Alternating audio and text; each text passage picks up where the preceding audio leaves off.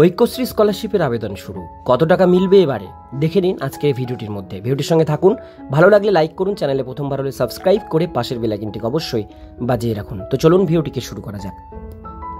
রাজ্য সরকারের সংখ্যালঘু উন্নয়ন ও অর্থ নিগম ঐক্যশ্রী স্কলারশিপটি রাজ্যের সংখ্যালঘু সম্প্রদায়ের অর্থাৎ মুসলিম, খ্রিস্টান, বৌদ্ধ, শিখ, জৈন, পার্সি মেধাবী ছাত্রছাত্রীদের দিয়ে থাকে। এই স্কলারশিপটির আসল উদ্দেশ্য হল রাজ্যের সংখ্যালঘু সম্প্রদায়ের ছাত্রছাত্রীদের উচ্চশিক্ষার জন্য উৎসাহিত করা। 2025-26 শিক্ষাবর্ষের আবেদন প্রক্রিয়া 2025 জুন 2025 থেকে শুরু হয়ে গিয়েছে ও এই আবেদনটি 31 আগস্ট 2025 তারিখ পর্যন্ত করা যাবে।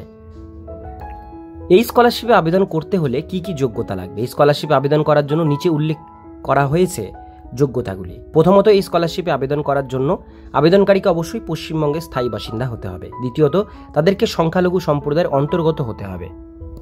এছাড়াও আবেদনকারীর পারিবারিক বাৎসরিক আয় 2 লক্ষ টাকার মধ্যে হতে হবে। এই স্কলারশিপ কত প্রকারের?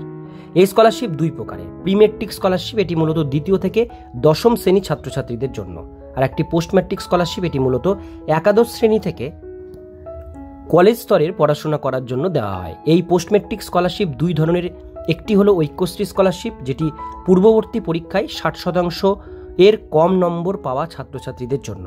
আরেকটি হলো Aikyashree Swami Vivekananda merit cum means scholarship, যেটি হলো যারা 60% বা তার বেশি নম্বর পেয়েছেন তাদের জন্য। এবার কিভাবে আবেদন করবেন?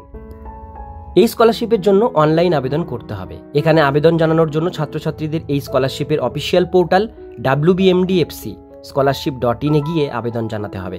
প্রথমে সেই পোর্টালে গিয়ে রেজিস্ট্রেশন করতে হবে, তারপরে আবেদনপত্র পূরণ করে সেটিকে নিজস্ব স্কুল বা কলেজে জমা দিতে হবে। যারা যারা দ্বিতীয় থেকে দশম বা দ্বাদশ শ্রেণীতে পড়েন তাদেরকে নতুন করে রিনিউয়াল আবেদন করতে হবে না। যদি তারা যোগ্য হয় তাহলে তারা SMS-এ একটি কনফার্মেশন পাবে যে সকল ছাত্রছাত্রীরা প্রথম শ্রেণীতে বা নতুন স্কুলে ভর্তি বা একাদশ শ্রেণীতে ভর্তি হয়েছে তাদেরকে অনলাইন আবেদন জানাতে হবে। যদি এই বিষয়ে বিস্তারিত জানতে হয় তাহলে অফিসিয়াল ওয়েবসাইট wbmdfc.org-তে গিয়ে বিস্তারিত জেনে নিতে হবে। এছাড়াও হেল্পলাইন নম্বর এখানে মেনশন রয়েছে, এখানে গিয়ে আপনারা যোগাযোগ করতে পারেন।